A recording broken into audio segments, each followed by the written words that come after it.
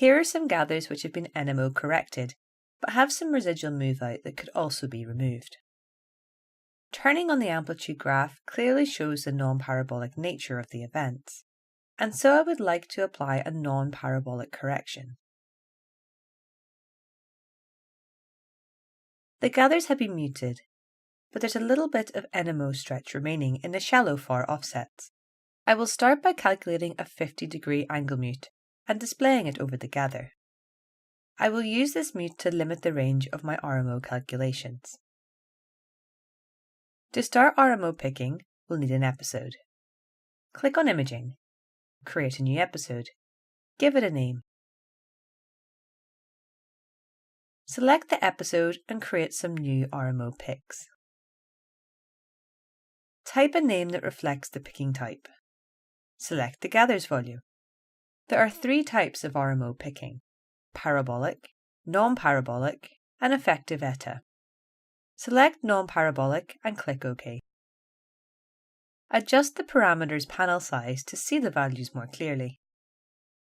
Azimuth is a required field, but it's not used unless I need the picks for ray tracing.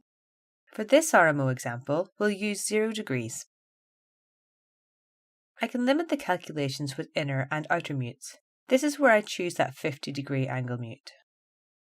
Insight will propagate RMO events similar to horizons, based on the parameters and interval defined.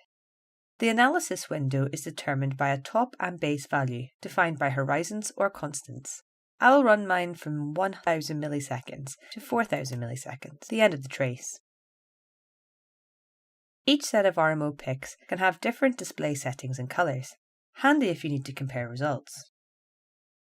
Several events have been calculated based on the propagation parameters. Zooming in on some of these events, it is clear why they are called non-parabolic, as they are tracking the peak or trough amplitudes of the gather. Important parameters to control picking are the minimum pick spacing, the minimum semblance, the stop threshold, and maximum shift. The default settings state events cannot be closer than 500 milliseconds and cannot be picked on a stacked energy semblance less than 0.75, or with a goodness of fit less than 75%, or shifted by more than 6 milliseconds. With the minimum semblance and stop threshold reduced to 0, Insight adds a pick every 500 milliseconds. With higher resolution in the shallower data, I can accurately calculate more picks. To do this, I'll adjust the minimum pick spacing at the top to 75 milliseconds. At the top of the interval, the picks are closely spaced, and deeper down, they get more sparse. I'll adjust the minimum interval at the base to 200 milliseconds. That's a nice spread of picks. I'll need to adjust the window length for each of these intervals. The closely spaced picks need a shorter analysis window than the widely spaced picks. As with the pick spacing, the analysis window length is interpolated across the layer. We can use multiple picking windows with different parameters for each. Here, the upper interval has a spacing of 75, increasing to 200 milliseconds, and the lower interval has a fixed spacing of 200 milliseconds.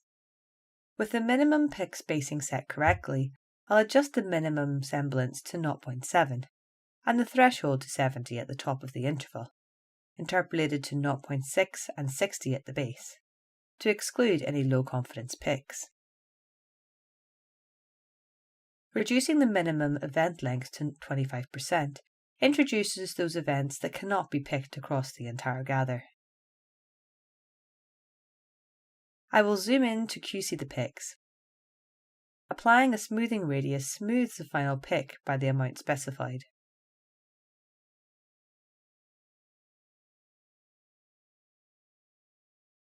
When I navigate through the gathers, Insight calculates the picks at each location. With a quick pass of the data, I can see that the picks are well behaved.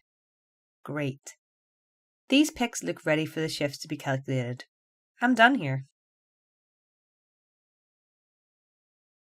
If you have questions or would like to discover more, then visit our website at www.doug.com.